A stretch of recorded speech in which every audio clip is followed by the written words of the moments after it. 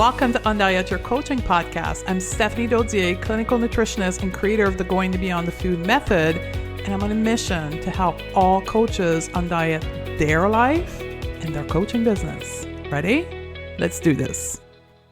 Hey, my dear colleague, welcome back. We have a treat for you today because it's two of us. Today's an interview with a colleague, former student of mine, Vanessa Preston, and we had this beautiful conversation that we recorded about business growth, about scaling our businesses, and what it really takes. We're taking you behind the scene and the real raw emotion and thoughts that goes on in each of our brain when we think about our business. And it's likely not about what you think it is about. Because most of us have been sold by business culture that it takes action, it takes strategy, it takes a lot of complicated things in order to be successful in business. And this conversation is going to highlight from people in the trenches who are growing their business what it really takes behind all those strategy and what makes both of us successful. So I invite all of you to listen to this conversation. It is one of the longest interview I've ever done because the conversation was too good to end it. So enjoy it. And I would love to hear from you after you listen to this episode, how it helped you, because I know it's going to be a tremendous help to many of you. So give me some feedback on social media, on email, and I hope that it helps you as much as it helped me and Vanessa to have this conversation and record it for you. So to my team, let's roll over the interview. Welcome to the show, Vanessa. Thank you. I'm excited to have a chat with you. I'm excited too. So I'm going to put context to this for everybody listening. We literally just jumped on Zoom and I said to Vanessa, I want to have a casual conversation and I want to record it. And I want everybody to listen to two friends having a conversation and what kind of conversation we're having. So that's the context. She hasn't said barely anything to me other than you're doing well, I'm doing well, and that is it. And the second piece I want to say to everybody, this conversation was triggered by an email I got from Vanessa. So I put myself on her list of future clients, and I got this email from her, and I'm like, holy shit, we need to talk about this. So here we are. Yes. And Are you excited? I'm excited. And the one thing I did say before you hit record was your haircut is so fabulous. Chic. You have on your cute business cutted jacket. And for listeners, I'm in Australia, so it's like 7 a.m. So I in my hoodie and in my recording closet. And I'm in the bright yellow jacket. So it's been, a year and a half? When is the last time we got on Zoom? A year ago when you taught a masterclass for the professional about regulating the nervous system? Yes. Yeah. Yeah, I think that's what it was, right? Yeah. We've been conversing over emails and over DMs and PMs and all of that stuff, but it's been a year since we had a conversation. So Vanessa graduated from the Non-Diet Mentorship Program. She has an extensive background in therapy, complex trauma therapist. She came to us, did her personal work, and then went on to build a business. And when I got this email from you, you've gone all serious business.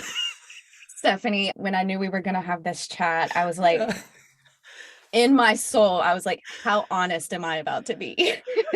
Real raw honest, because that's the only thing we do. Because I'm like, some of what I might share, I don't know how inspirational it will be at first, but I think it will be stuff that maybe other business entrepreneurs and women are sitting with and might even feel ashamed of. So I can kind of speak to the reality of behind the scenes, and it's worth it. And I'm so Yes. excited. But one of the things I tell my clients is anxiety and excitement can feel the same in the nervous system.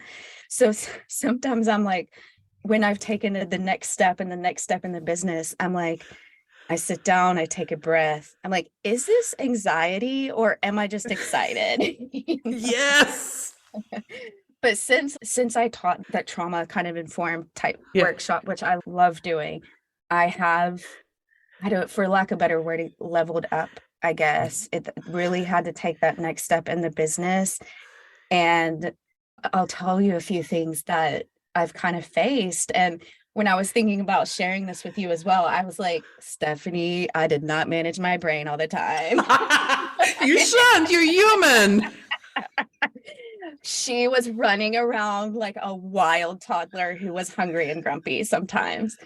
So, where I think that actually the growth happened, which I'm certainly not saying this is something that would be the right move for everybody, but I took a total step back from social media, a Mm. total step back. And that is a decision that I had been kind of ignoring from my gut for a little while. And it was really hard because it's like, oh my gosh, what's going to happen? No one's going to know what I'm doing. It's kind of this massive FOMO. Like everything I had learned through lots of business coaching was how to show up on social media. And so, but what I learned from kind of following my gut with that decision is I Mhm. think what you've witnessed on my email list is I had been avoiding, like the social media had become an avoidance tactic for me. So it would be, I'll show up, I'll record a story. That's great. Nothing wrong with that. But I would do it so I got this short term feeling of being productive while I was avoiding creating a product suite, automating things, hiring a VA who has the skills that I don't have. Yeah. And so all of these things, once I listened to that gut instinct, did unfold. And it's kind of what you've been witnessing over the 12 months with Hmm. emails going out and things like that. Yeah. So all of that, all hell yes to that. But so from my perspective, so I want to give a bit of context for people. When we met, you were in private practice for like 20 years as a therapist with an established practice with a wait list, well known in your field in Australia, not on social media for business perspective, not an online teacher, not a podcaster, no, nothing of that. Nothing. And the thing is, I remember telling you this when I did the mentorship program, that didn't require marketing. It was just this, it's a different vibe. It's just a totally Yeah. different kind of thing. So, yeah, when I came to you initially, it was full-time private practice. And I think that's one of the things that have kind of has seen me through is that focus when the anxiety was up or when my perfectionism part, which I'll share Mm. with you, kind of was activated. I really came back to what's my long-term focus. And it Mhm. is help women make peace with their now bodies and food, right? I Yeah. want women to find radical self-acceptance. And two is, like you said, years and years in private practice, I really have this longing to diversify that. I love the one-on-one work, but diversifying that to prevent burnout and kind of just have this different thing. So yes, you helped me start that move in the mentorship Yeah. program from creating these online groups and programs. Well, I think it's in like in so it's been 2 years. I can't remember when you did the mentorship, two Yeah. and a half years ago. Like I just want you to think where you came from in those 2 years. Like just like like I'm reading your email, I'm like, what the fuck? Like you're blowing my mind. I hope And you're that is the blowing your own, bro. that is the deepest compliment because you'll tell it like it Yeah, is. So it's like when I get a compliment from you, I'm like, it's true. it is. Like going Yeah. from this, and I know how difficult it was for you to start crafting this other identity. We'll call it what it is. You have the well established expertise in therapy, but you had to create from the bottom up, just like a brand new coach. Yes. You had to build yourself up from like literally ground zero to start to get where you are right now. Yes. And I remember when me and you were talking about starting the podcast, I think I'm in like maybe episode, I don't know, 69 or 70 next week or something. But I remember me and you talking about that. And I was like, Stephanie, I don't even have enough to say. I know. And I also, this is kind of shows what's possible when you are supporting your nervous system and doing the deeper work, because I remember jumping on the microphone for that first episode. Stephanie, I recorded it 4 times. Yeah. I was shaking. I felt anxious in my stomach and in my chest. And now I can just jump on. It's second nature. Open the mic and blah, blah, blah, blah, blah, right? Yes. Yes. So it's kind of like exposure therapy. It's like over the 2 years, I just keep taking gradual steps. The thing that scares me, where can I start? That's like a 2 out of 10. And then once I've done that and I can restabilize, where can I move? That's like a 4 or 5 out of 10. Restabilize. And that's really the approach I've tried to take. And that's where you and me agree on, like that bridge between therapy and coaching, which is really like coaching is about becoming that version of you, of taking that step forward, anxious and scared, but safe. Yes. Like if you want to create, for all of you listening, and you want to create that practice or you want to create that business, you're going to have to do things scared shit. Yeah. It's just like, it's a fact. Yes. But I think your words have always stayed with me, and I'm going to swear for a second, but you were like, fuck it, do it scared.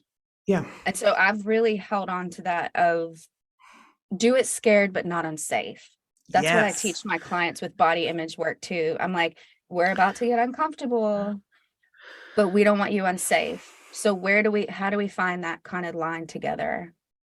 Where do we find that limit? So let's talk about this. So you did the mentorship, you started your podcast, and you went on your way, you came back and taught a class for me, but now you're at a place where you have a website, you have an online program, you have professionally designed like online, you had the next step, you've ran your program a few times. Now it's like out there in big time, there's a photo shoot of you on that sales page. Like, people, you don't understand. She did a photo shoot. Yes. And that's an example of like, if you look back, Stephanie, what you'll see is one headshot of me. One headshot. After all the work I've done around the past eating disorder and the past chronic dieting and the past body shame, I still had this fear of being seen from the neck down type thing, right? Like, and so, yes, it's funny you bring up the photo shoot, because I'm like, the VA that I'm working with is brilliant. You know her, Ardell. Yes. Okay, yes. And she has really helped me kind of get so much of this like up and going. And our meetings, it kind of got to a point where it was like, Vanessa, we need photos of you. I was like, but here's a great headshot. but she's like, no, we need a full body picture. Yes. And so I actually have an episode coming out about what it was like to do that photo shoot, because it was the next level of being seen in the business. And when you talk about the thought work that you teach, I will kind of often refer to what criticizes us around our bodies and the mirror and the reflection is that body critic. And what I find is each step in the business, it's a version of the body critic that kind of gets activated. But over time, it's less intense, it's less frequent. You're skilled up to manage that in a more effective way and quicker. The spiral isn't there. And so the photo shoot was something that did trigger the body critic voice, but I was equipped to fuck it and do it anyway.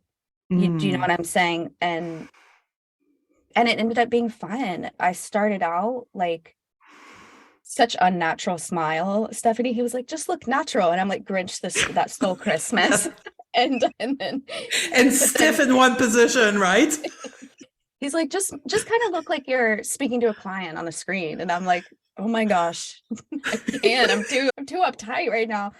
But over the time, I was able to find like a level of embodiment. And by the end, we were at the beach and I was like splashing water and it felt fun and I didn't care who was watching. So it was like a really great experience and an example of like when you face it. Do you find that's your first professional photo shoot after having done the body image? And the way I experience photo shoot these days, it's almost like therapy. For me, it's like I'm doing it for the business, but it has so much benefit for me. With every photo shoot, I embody myself better. I flow in my body better. I'm able to look at the photos right there on the spot in the camera. Like it's therapy for me. Did you find the same experience? Yes, it was so therapeutic. And it's funny that you say this, that I was like, the body image group that you saw has launched. I'm like, I would love to create like a BFF, body food freedom, like photo shoot with the women who graduate. Yes. Because I'm like, there's something magical about feeling that initial discomfort and having the skills to move into feeling more embodied. And also I looked at the photos and this isn't, I looked at the photos and was able to see how insignificant the body critic stuff was. And I remember feeling like a giant pimple coming up on my chin, right on the chin.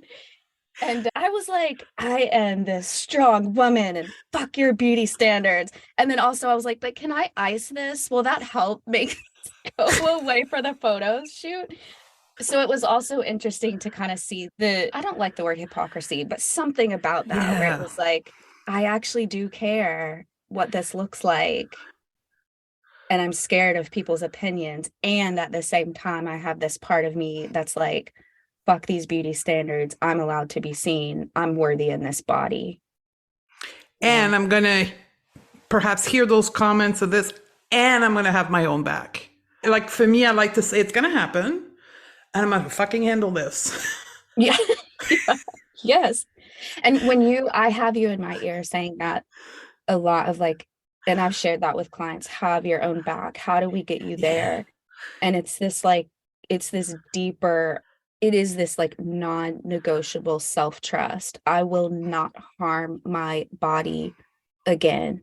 And I will listen to like that internal kind of inner wisdom. I won't always get it right, but there's a non-negotiable. That's what I'm aiming to do. So when I think about, I'm like, I've invested in a VA, I've invested in like a platform to start really housing the programs in a more professional way. And it's a self-trust thing where I'm like, even if I do, because I think when I emailed you back initially, I was like, I've had moments of wanting to burn it all down. Even if that happened, I will still have my own back. So it's kind of like there's not this circumstance that's going to happen that changes that. I have a sentence, an intentional thought I'm practicing this late summer song from a country singer, Luke Combs. I don't know if you know him. Yeah. And he says, even if I wasn't doing this, he talks about his career as a country singer and how he started in bars and just a stool and his guitar. And now he's on those big stage. He says, even if I wasn't doing this, I would still be doing this. I love that. Like it's for me because it's my story, and for you because it's your story, because we've healed ourselves and we really build this beautiful relationship with ourselves. Even if we launch something and it's not going to work, I'm still going to be doing this. Like I'm never not going to be a coach for women. It just can't fathom this place where I would not, it's non-negotiable for me. Yes, I love that. And I think though, when you said like launch the program, one of the things that I've been Yeah. getting really curious about is the program that's launched. This feeling comes up of being like a child. This is not an actual memory, but it's Hmm. the embodied feeling of like being a child and you have like everything ready for your birthday party, like Okay. streamers and balloons, and you have a cake and no one comes to it. I know that's Yeah. like devastating, but I'm like, that's the fear. That's the feeling for a minute. Yes. Just that's like, that's the feeling for a minute of all this work has gone into this. Let's just say that the first launch doesn't go well. Yeah. There's this inner child part of me, and Hmm. I don't know where you sit with this, but there's this inner child part of me, and I'm like, so if that were my little inner child sitting there kind of disappointed, Yeah. I would comfort her, right? I would soothe her, I would have compassion. And then my adult self is like, okay, let's reassess what happened with marketing, what's my plan next. And so that's how I've started to think about it, is because I do think launching and then not getting results you wanted can be so vulnerable. 100% vulnerable. Yeah. And it can be devastating. And this is where for me, compassion, like the relationship I have with myself and the result is two different things. Like I'm the human behind the results. So I'm Yeah. the human who feel disappointed, sad, rejected. Can we say rejected? When Yes. you launch Yes. something and nobody comes, rejected. Yes. And it's Yeah. totally normal. Like Yeah. the idea that we shouldn't feel this way is insane. Like it's not understanding the human nature to think that we should not feel disappointed is how, to me, it's how I meet myself in disappointment and rejection. Yes.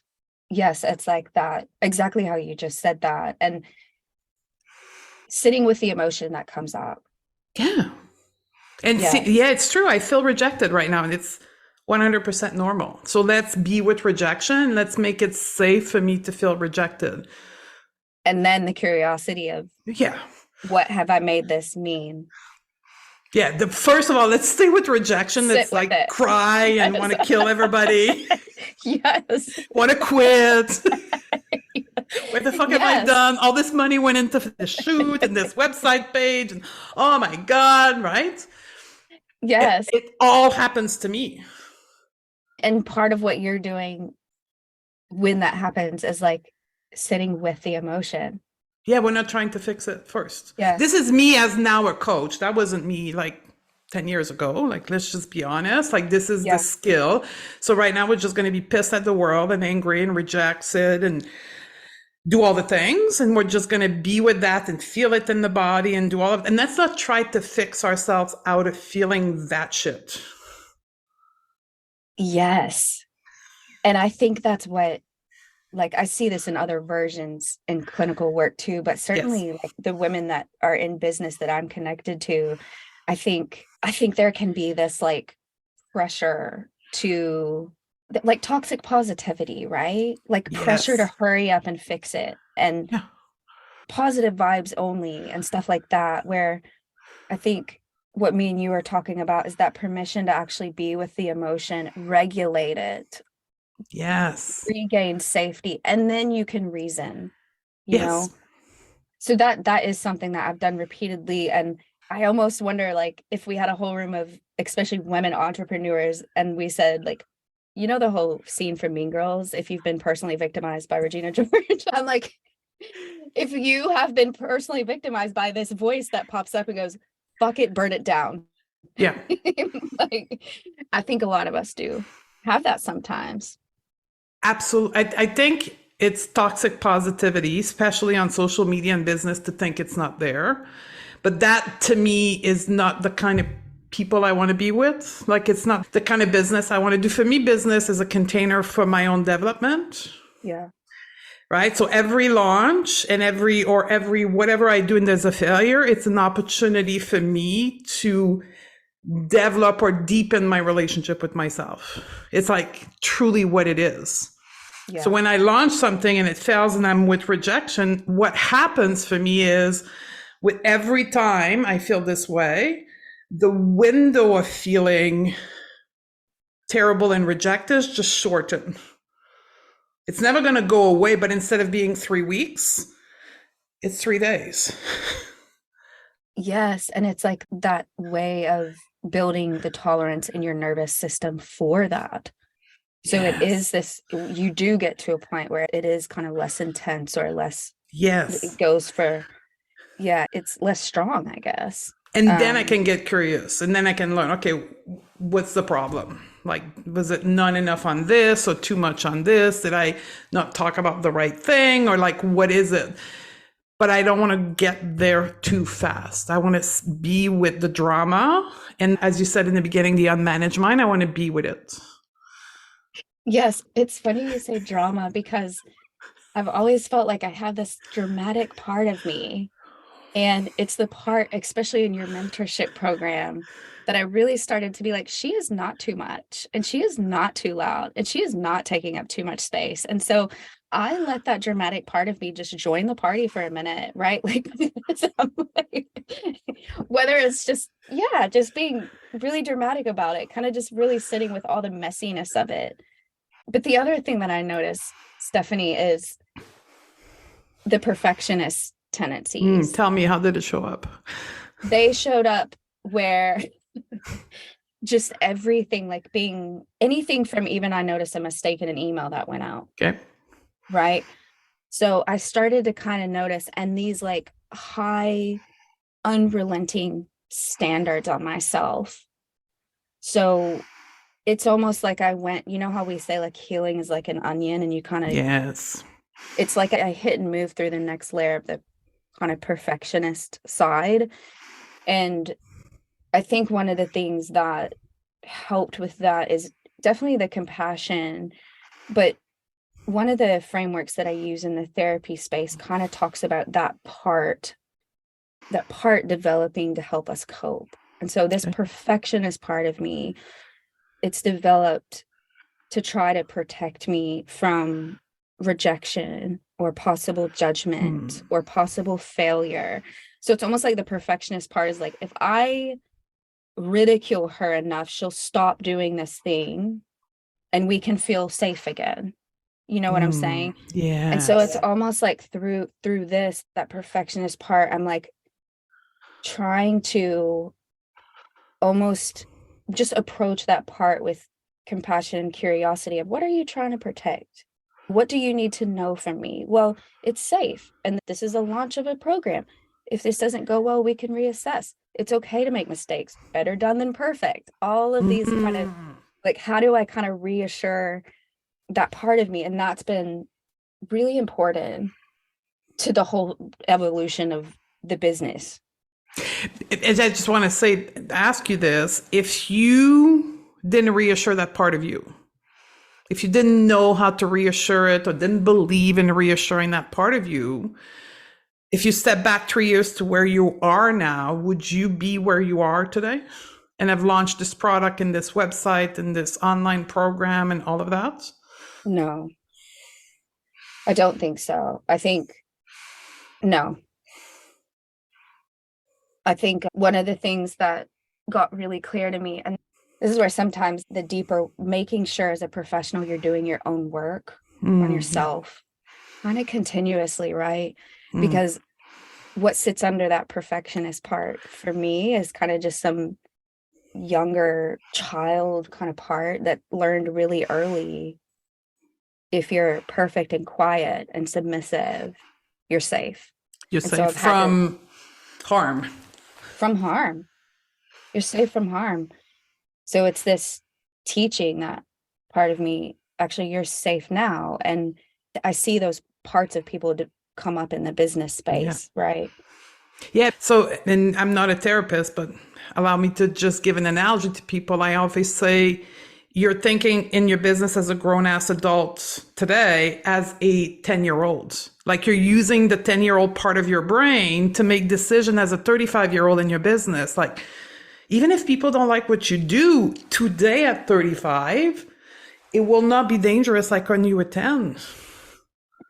No, and that there's this whole thing that unfolds in therapy, and it's honestly one of the most rewarding parts. But I've done this myself too, is you know how you said that 10-year-old is Yeah. you're like, no, but you're like a 30-something-year-old adult, strong, resilient woman. It's this reassurance and the Yes. showing up for that 10-year-old part of us of being like, do you know what 10-year-old part?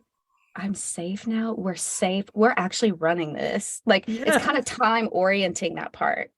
Do you know Brilliant what I'm way of looking at it. Yes. So the parts work has helped so much. And when I've wanted to like burn it down, Tell me, when did that happen? Give me an example of what made you want to burn it all down. I think maybe like two things come to mind. And this is kind of a little bit of thought work, I suppose, is Mm-hmm. I've always walked around. I've said it in your program for 6 months. I'm tech challenged. Okay. That's the thing I keep saying. Like, I'm tech challenged. And so I'm going, okay, how do we break that apart a little bit? Like, well, no, I'm not. I'm Vanessa. And I'm kind of going, okay, I'm someone who's learning to get better with technology. Right. So it's kind of doing that thought work that you teach. Mm-hmm. But that definitely came up. So anytime as I'm working with my VA, anytime it's like, hey, can you jump into Kajabi and like just tweak these few things, or I just need you to add this part here, or I jump on Canva and I'm like to do something. And Stephanie, it happened so quick, but it's gotten better. But it's like if I can't figure it out in 2 seconds, I'm done. You're I'm stupid. done. Quit. Yeah, I'm done. So the tech stuff has been a real thing. The other part is trying to find my voice in how I teach body image and putting it into this 12-week program. Mm-hmm. Doing that, sometimes I felt this like overwhelm where I would be like, I'm done. Sometimes I would have all the like the paperwork laid out of what's happening in each module. My partner's a psychologist. So I would be like, can you just fix this for me, please? And he's like, I actually can't do that. He's like, I can like listen to you. I can listen to you and make you feel better, therapeutic you, but I can't fix this thing. Yes, yes. But he's been brilliant through all of this too, because when I have walked upstairs and been like, I couldn't get something to work on Kajabi, I couldn't get something to work in Canva, something I did failed. I feel like I'm behind on something. Oh my gosh, now I only have this amount of time to do this. The deadline's approaching, kind of that anxious vibe. I'll be like, babe, I think I'm done. He's like, and he'll say, he always says something like, let's just revisit this in about. Therapy. I'm like, so he's like, you totally like, that's fine. We can be done. But like, let's just see where you're at with it in a few days. And then in a few days, I'm like, I love this. It's going to be fabulous. I can't wait to find these women to, so it's just. So do you, Stephanie, when I describe that, do you hear that as like unmanaged, I don't know, mind, or do you view it as like, that's the phases? That's human nature. Yes.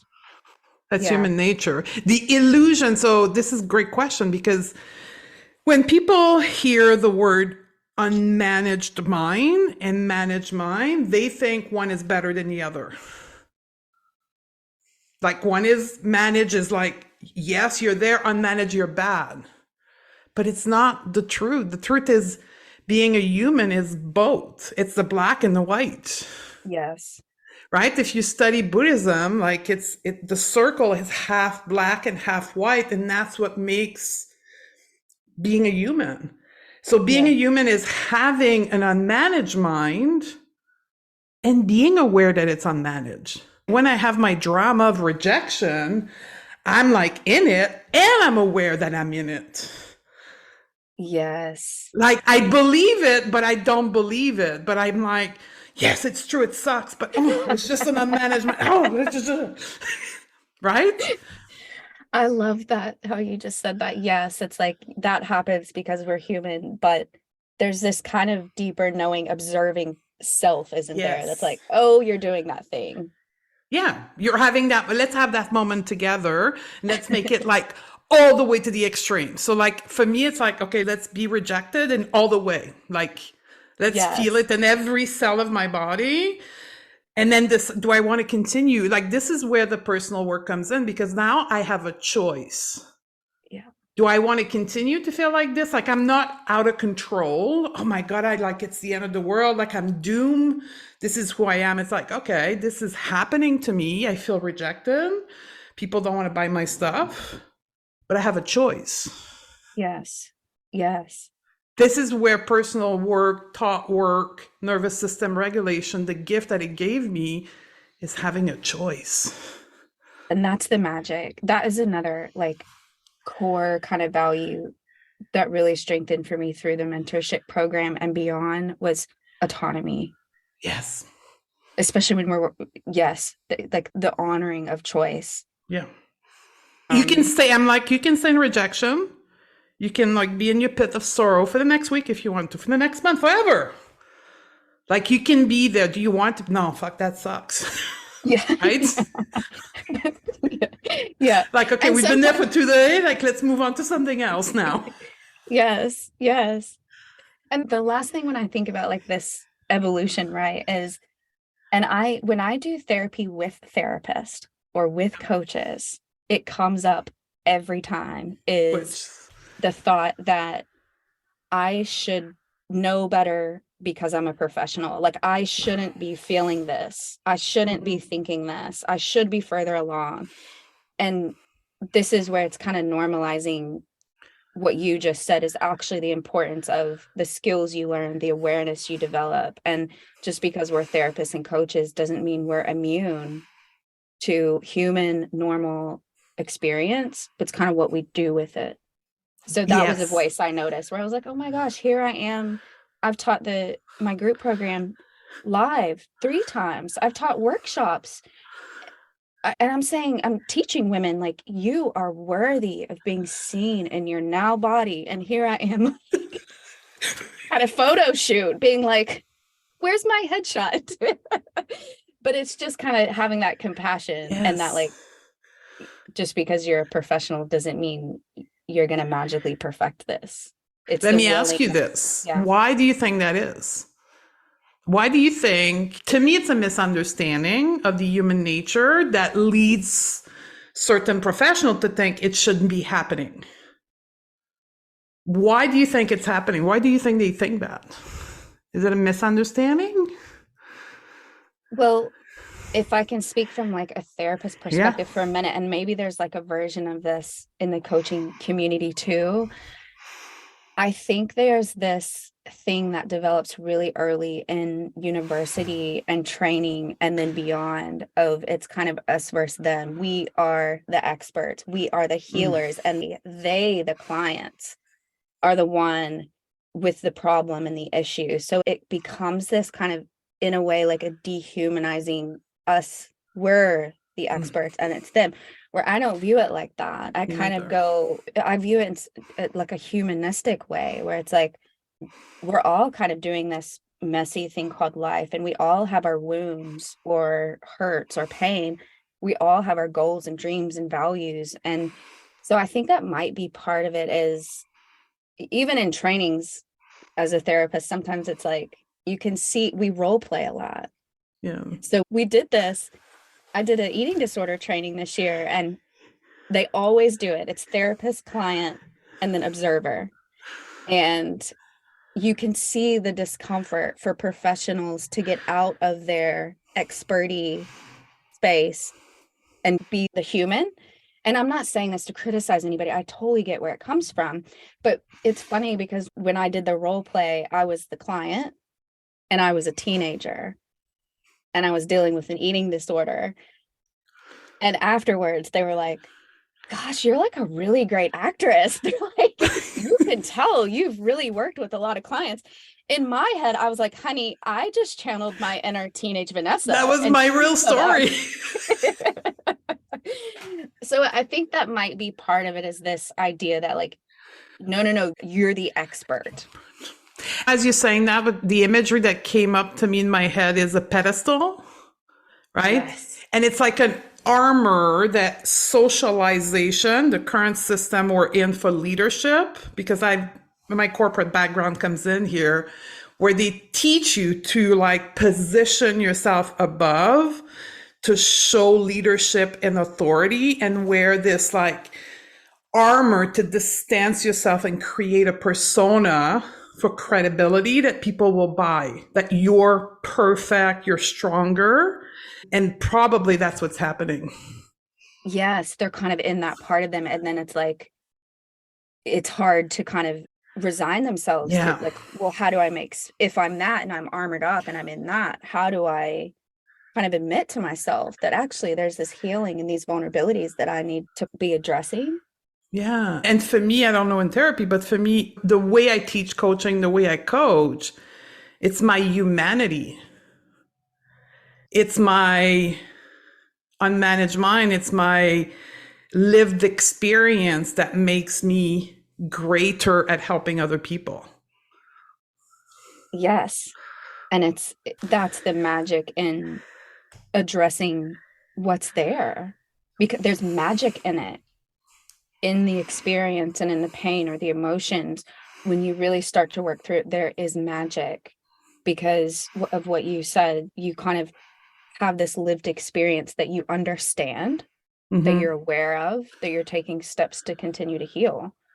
And it doesn't require me to be on a pedestal with an armor. I don't need to create this persona. I can be who I am and be in that whatever mess and know that people, I'm in a mess, and totally be okay. I don't need to be looking perfect on that armor.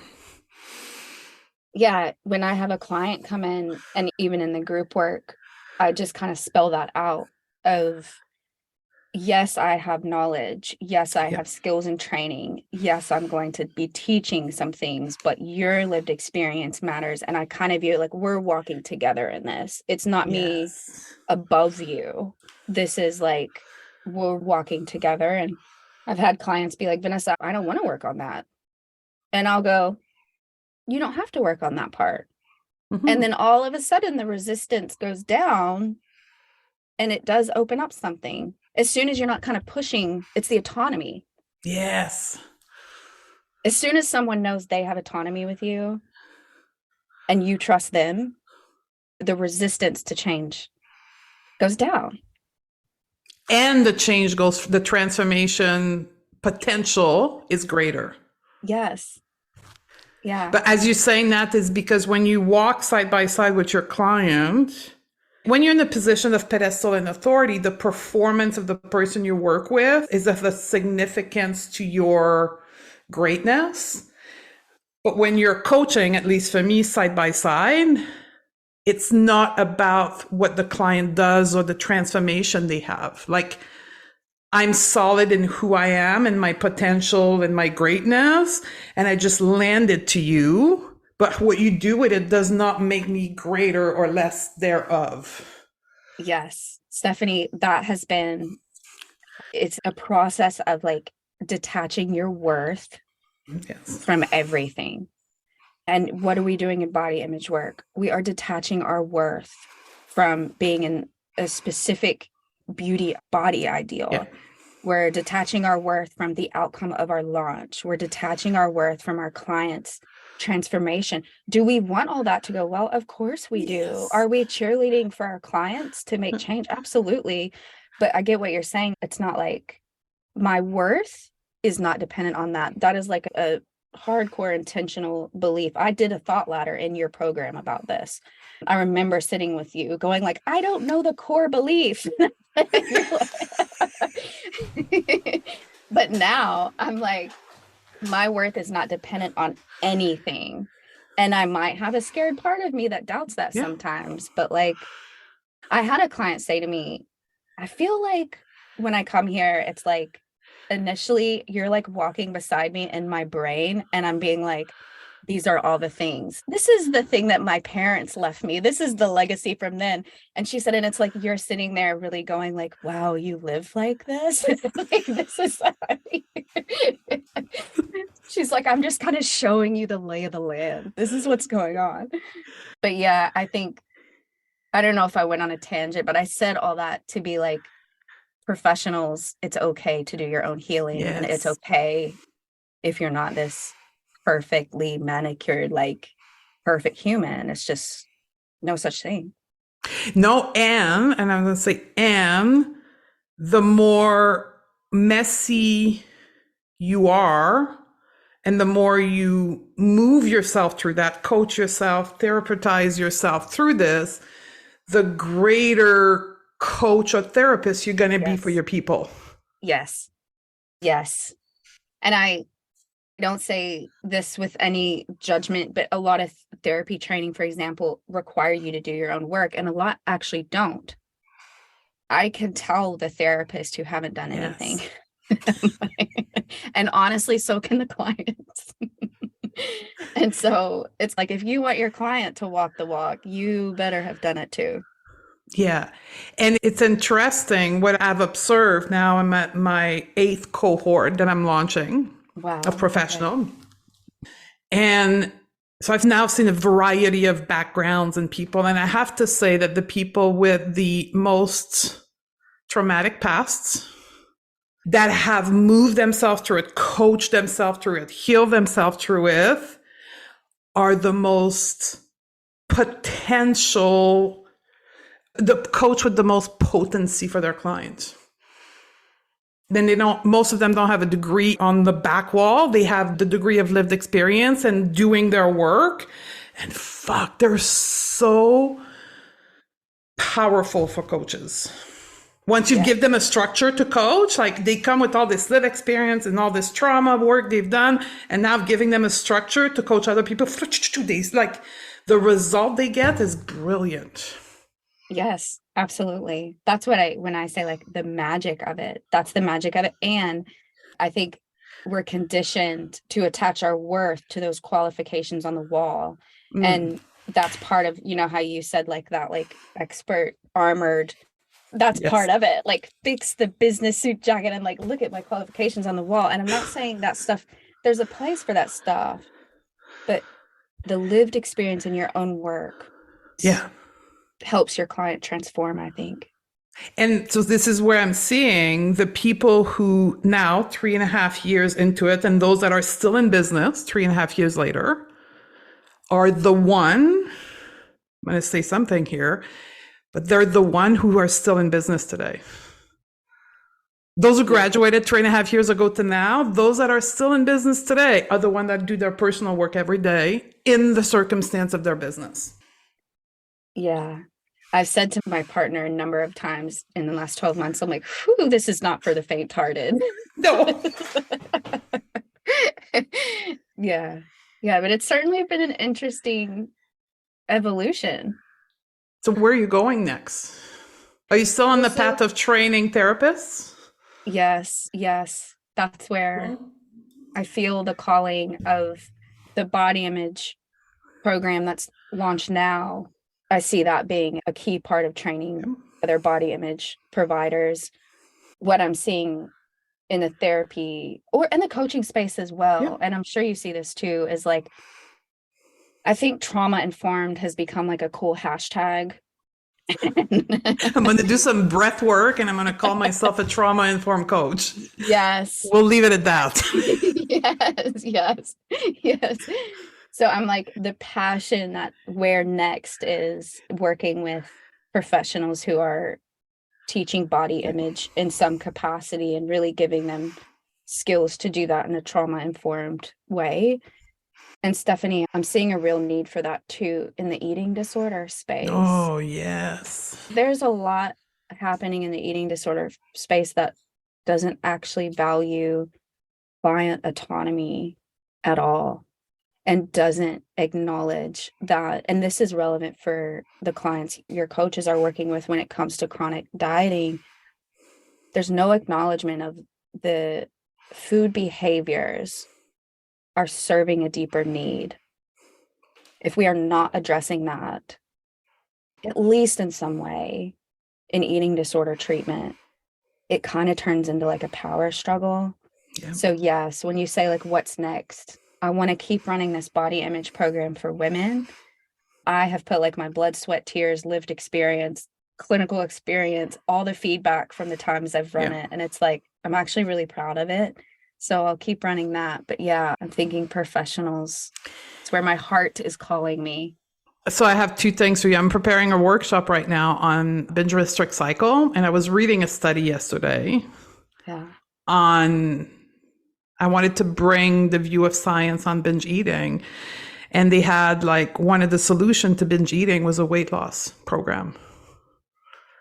And it just made me cringe to the deepest part of my DNA. I'm like, this is one of the top study on binge eating disorder. It's recommending a weight loss program on a low calorie diet. I'm like, that's the state of the eating disorder research. Yes. And it's very weight central.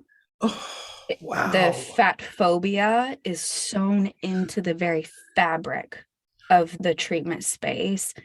And I actually, it's interesting you say that, because 2 days ago, I had a psychologist send me an email that went around to her clinic. Stephanie, this is a huge clinic, 20 clinicians maybe. And they were excited because they were partnering with a university here, and they were doing a study about the quote weight loss injections, right? Ozempic. And this is disgusting. And it was, we want to line up kind of therapeutic care for the vulnerable people with anxiety, eating disorders, and body dysmorphia to support them in their weight loss goals. So this is the stuff, Stephanie, like you, it makes my blood boil. So I'm like, when I think about what's next, that's your field. Interrogate that. We have to absolutely interrogate that. And this is where the degree on the wall comes in.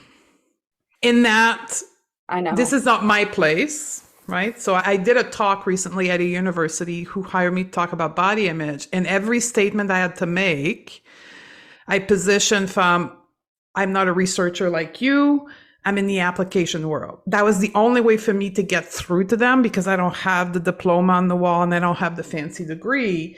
But this is where for you, you need to step into that role because you have the credibility, you have the background, and you can impact. Yeah, and I'm excited about it. But also I have to say, the people that I've learned from the most are not the people with the qualifications on the wall. They are people with lived experience. I mean, truly, I'm serious. That's kind of where I've learned, but I do know what you mean. It's a bit of a game. You got to play the game. Yeah. Got to play the game. So politics. Yes. And so remember when we first started working together, my perfectionist part would drive me to get like 25 qualifications. Degree. Yeah. Well, when you started with me, you were finishing your nutritionist degree. The most horrendous experience I've ever had, because it was just like rampant diet culture.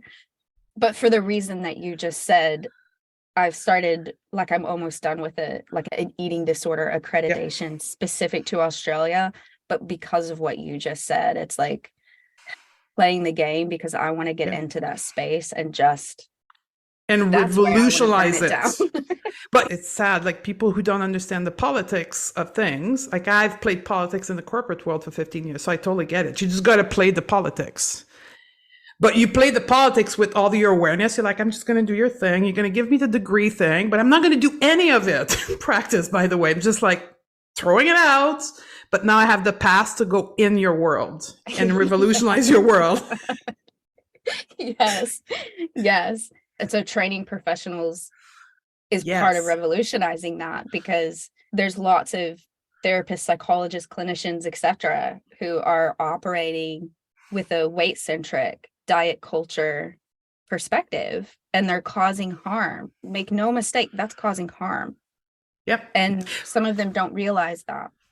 No, I had somebody in one of my program, a professional, I can't remember which one, but she was shopping for a therapist, because like I teach all of them, like you shop for a coach, you shop for a therapist, like shop.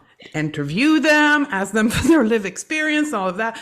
She's like, I thought one was good. And I got into my first session and she talked to me 6 times about a meal plan and exercise. And not one time she talked to me about emotion. Fired. Like, because those therapists, those professionals are entrenched in diet culture. They don't match with you. Yes. That's And what you need to go and change. Yes.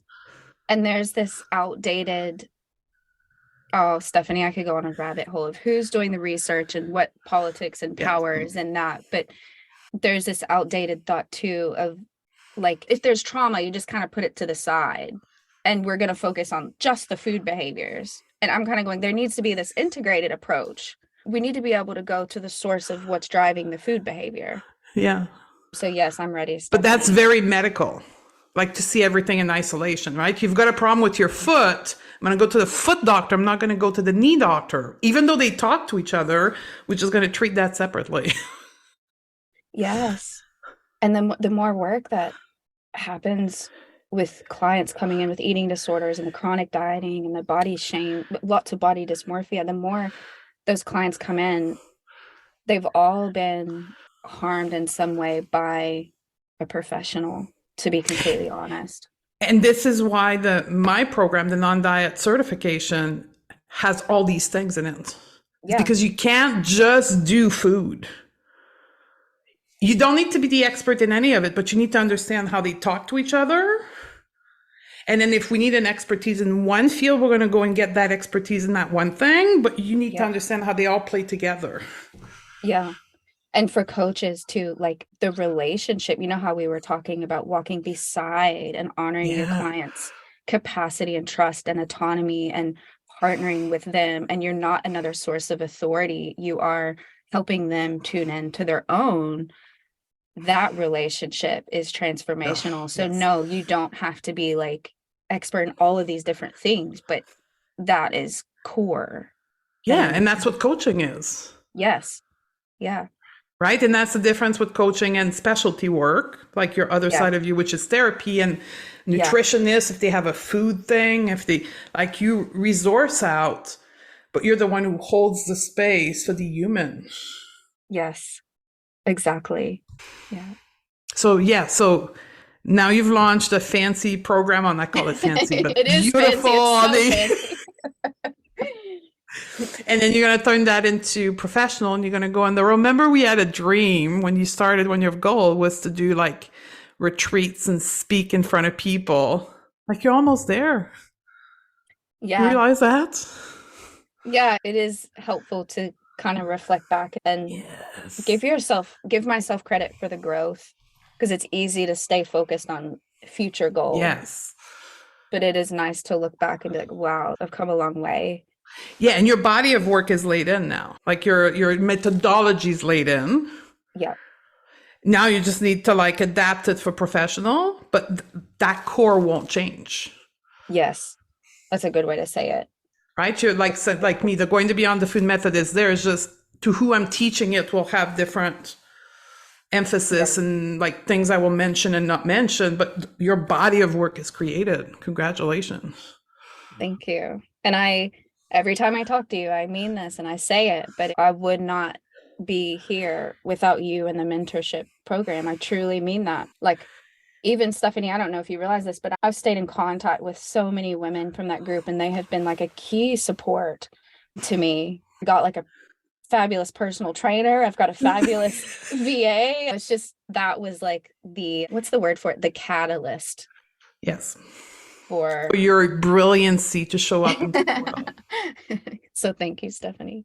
But that's what we do with client, right? When you work with your client one-on-one with body image, you're not the solution. You facilitate them finding the solution. And then their brilliancy shows up and then they go on doing great things in the world.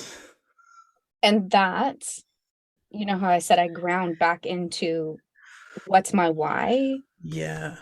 That is the why. And I'm going to give a quick tip, because this worked so well, is if you ever have like a magic moment, inspirational moment, witness a client transformation, I just started keeping this Word document where I would just type it in as soon as I could. And you can come back and create such beautiful content from that. But now also, when I'm like, burn it down, I don't know how much I can do.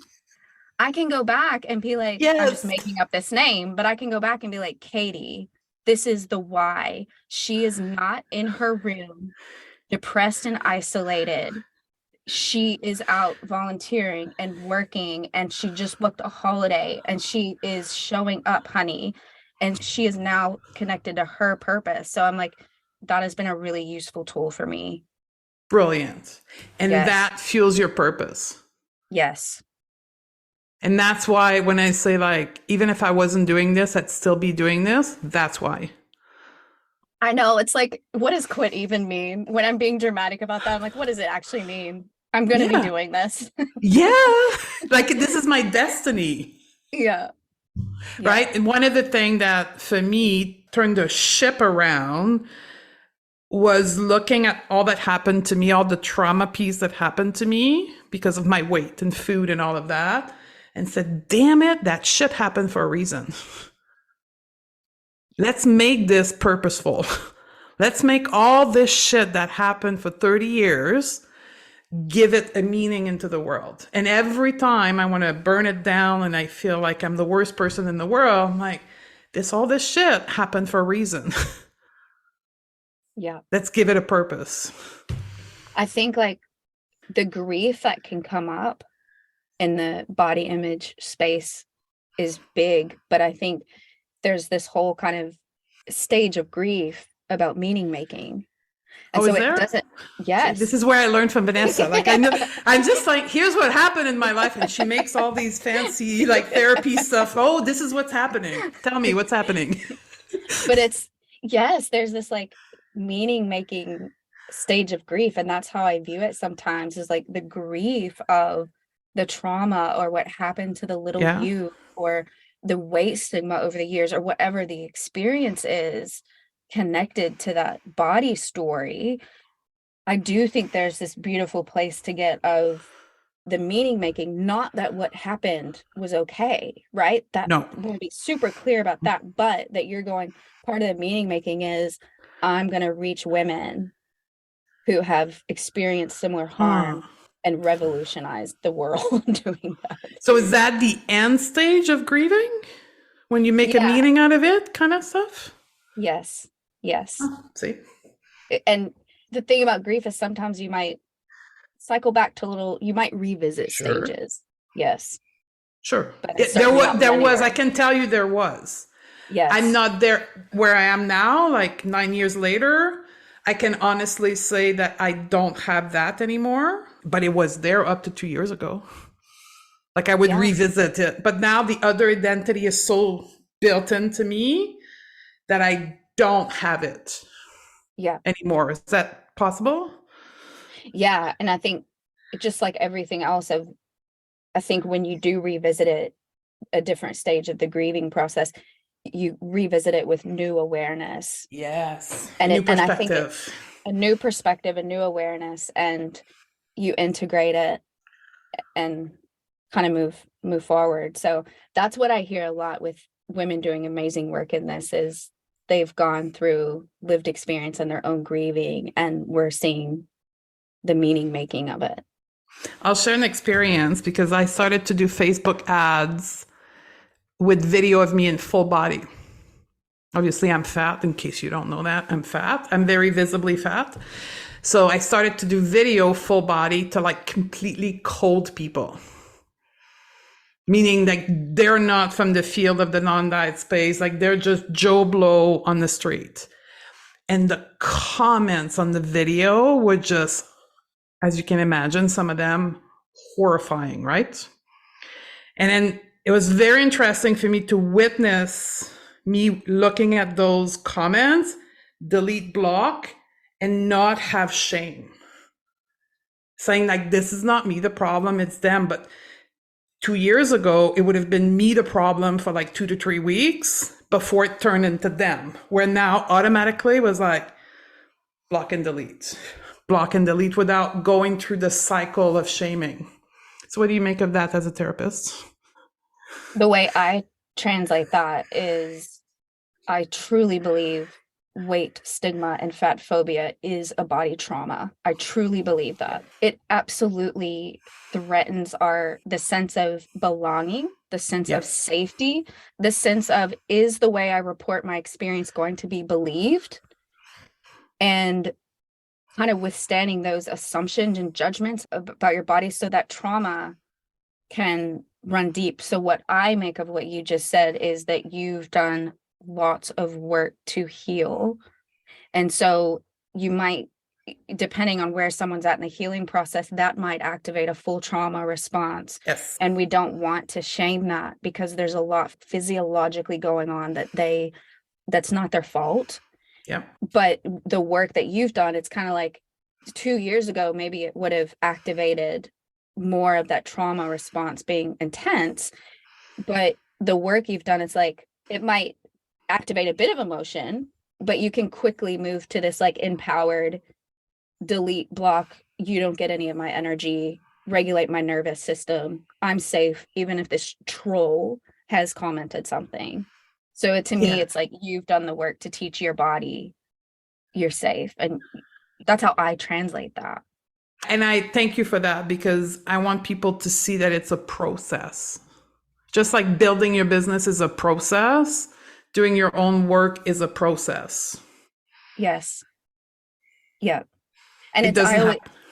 Go ahead. yes, I always tell my clients when I'm like, and in the groups of that, that whole like healing isn't linear. We Yeah. want it to be this like perfect straight line up, and it is messy with curves and ups and downs. So normalizing that. So if a client, for example, did lots of body image work, they get those sort of trolling comments and it activates that response. We don't want to shame it. We want to support them through, well, how do we regulate this? How do we respond to it from a place of compassion?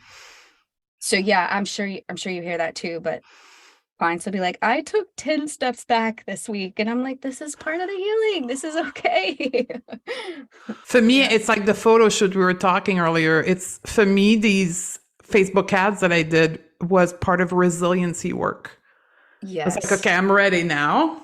Let's put myself into the world of like the terrible fat phobic people. And let's see how I deal with that. And I just blew my own mind of how I responded. And was it worth it? It was totally like, worth and I'm it. not talking financial. I'm talking about like, was it worth it to put yourself out there in Totally. that? Yeah. Yeah. It was a $2,000 experience of me, like, a Facebook ad to like troll, but it's like going to therapy. I just have enough skills that I can therapeutize myself. But it was like an intense therapy with a very skilled therapist. Now it was Facebook ads and me going to that platform and like feeling it. I'm like, block, delete, have my own back. Like, this is why I do the work that I do, because there's all these terrible fat phobic people. Yes. And I think if I'm allowed to say this, it's a good reminder for all the coaches, nutritionists, dietitians, body image work people that, and I don't want to ruffle feathers here, but for providers like me, sometimes I'm like, Stephanie, where am I on the body spectrum and body size spectrum? I had body dysmorphia for so long, but at the end of the day, I sit with a level of thin privilege. Mm-hmm. And I think this is an important kind of reminder that people seeing clients in larger bodies, you've got to remember there is an exposure, a traumatic exposure to that weight stigma. Yeah, true. That they need support with. That if you're kind of a thin provider showing up like you did, putting a Facebook ad, and you're not going to face that in that way. You won't. Oh, it totally makes sense. And I think this, when I said to you earlier, like everything that happened to me, like I'm at that point where it happened for a reason. I'm like, let's use that body.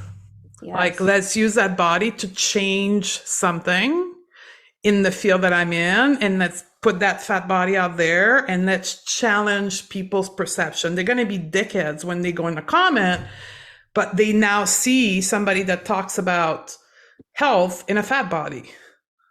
I'm planting a seed. It may take 10 years to change, but I'm planting a seed to help them see that it's possible. Yes. And I don't know how many photo shoots you've done, but you do look fiercely fabulous, because I am loving how you like the bold colors. How Yes. good is that? Because how often do I think you said this first, of like dress in the black outfit and hide. Yes. You are like brilliant, bright colors. It's where you use your business expense as therapy with every photo shoot. For me, like I started, and again, 2 years, like this is the next layering of body image. I started to do photo shoot every 3 months. And every one of them is a business expense. But honestly, you guys, it's a therapy. Yeah. I just know enough that I can coach myself through it. Yeah. But it's a form of therapy that I'm doing to myself by dressing bright colors and photo shoots. And Yeah. like the one I did in Cabo in February was my first time in a bathing suit photo shoot. How was that? It was, I went through all the spectrum. Like I was Yes. not in my body before. Like I was like anxious and I had anxiety, and it wasn't because I was afraid. Like I didn't have the thought, I'm anxious of doing this. It was literally a traumatic, like it was trauma coming up. It wasn't because I was thinking it, it was happening to me. Yes. Do you know, Stephanie, I literally remember in the mentorship program, we were talking about like what comes first, the thought or the body sensation kind of thing. Yeah. And I've been, for some reason, thinking about that question for years. And I'm going, what you just described, I'm like, I think it can be both. I think we can like have a thought that then, that kind of like Yep. then activates the emotion and the behavior. But I think when it comes the other way, it's like the body is responding to something. And then sometimes the thought is trying to Yeah. make sense of it. So it's Yeah, like that's that. yeah. That's exactly what it was. It was the anxiety. Like I wasn't afraid of the bathing suit, like cognitively, Yes. but my inner gut, my nervous system was fluttering. But again, I have the skill, so I just sat with it and sat with it and sat with it and like just felt it and felt it, and it just melted. That's the best way I can explain it. It just melted. How did you feel once you like saw the photos? Well, it happened during the photo shoot. Like when it melted in the morning of it, and then I hired a woman photographer because that makes, like, I knew this was going to be better for me. Yeah. And then we connected right away. And then when I put on the bathing suit, I just felt an expansion within me. Right? It was physiological. Like it was just an expansion, and I just went with it. And when I saw the photo, it wasn't like it didn't trigger that same sensation in my body. It was just calm, neutral. Yeah. That's What do you amazing. make of that? Complex trauma specialists. Well, I think what we've been kind of talking about for so many years, especially for how many women like being Yes. exposed in that way has led to, and we can't gaslight ourselves, for some, has led to potential judgment, potential bullying, potential ridicule, potential rejection. And so it's kind of, to me, that trauma response armors up out of protection. And then, but you have the skills to regulate and breathe through it. And then you integrated that experience of, I did a photo shoot in my bathing suit, and I integrated that experience. Like that was, and I'm safe, and I came out the other side. Yeah. The whole time, like the 3 days before, was like, I am going to teach my body that this is safe. Like I was seeing all that flutter inside of me. I was experiencing saying like, this is not me. This is my old me.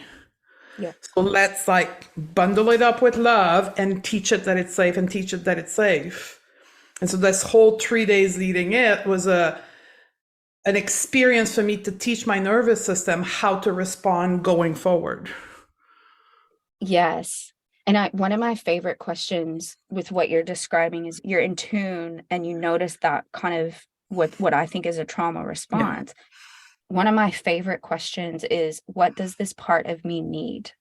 So it doesn't go to, I shouldn't feel this. No. That ridicule. It's like, what does this part of me need? Well, it needs breath. It needs reassurance. It needs to know that I'm a 30-something-year-old badass woman choosing to do this. So it's kind of, I love that question. What does that part of you need? Yeah. And I did it and just cuddled it. Yes. Because it was that, to me, it was that like 17-year-old going on a trip with friend in a bathing suit and like totally paralyzed by it. And then I was coddling that version of me. Yes. I was retraining myself to react differently. Yes.